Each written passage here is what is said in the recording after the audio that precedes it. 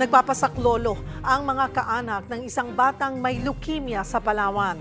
Kailangan kasi niya ng mayat-mayang blood transfusion para madugtungan ang kanyang buhay. Para bigyan ng mukha ang balita, Mobile Journal, Yeda Pascual.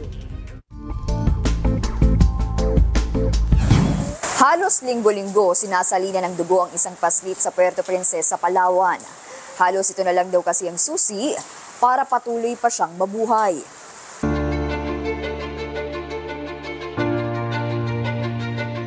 Bunso sa 4 na anak ni Sheila Canha, si Jairelay 5 taong gulang.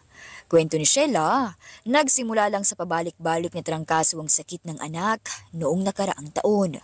Si chubby siya nung hindi pa siya nagkasakit. Ngayong 2024, parang January, pangalawang trangkaso. Siyempre wala lang sa amin din yun kasi trangkaso lang nga. Pero nung itong May, June, pangatlong sakit niya trangkaso pero iba na, may na siya, parang pumayat siya bigla. Bigla siyang nagdilaw. Sinugod na agad ni Sheila ang anak sa ospital. Matapos ang 3 linggong pagsusuri kay Jaire, dito na nila nadiskubre na mayroon itong acute lymphoblastic leukemia. Ang sakit na yan, nasa lahi raw ng ama ng bata. Sabi kasi ng doktor, kasi pag hindi siya makimo, anytime from now na yung buhay niya.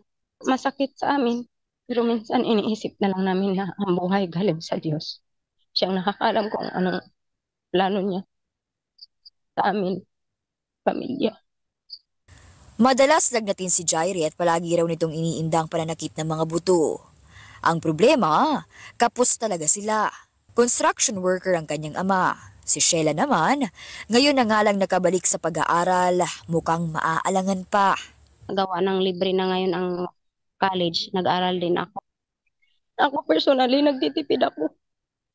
Second year college ako ngayon sa Iduk. Ginagawa ko, nag-iwan na lang ako ng pamprint ko sa school. Hindi na ako masyadong bumibili ng merienda para sa sarili ko. Humingi rin po kami ng financial na tulong para sa gastusin niya.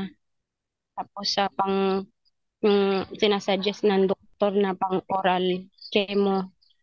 Hindi ko alam kung magkano po yun para pandagdag buhay lang po sa anak ko. Ako po si Mobile Journal Yeda Pascual na nagpapaalala na ang bawat may karamdaman ay kailangan din ng kalinga.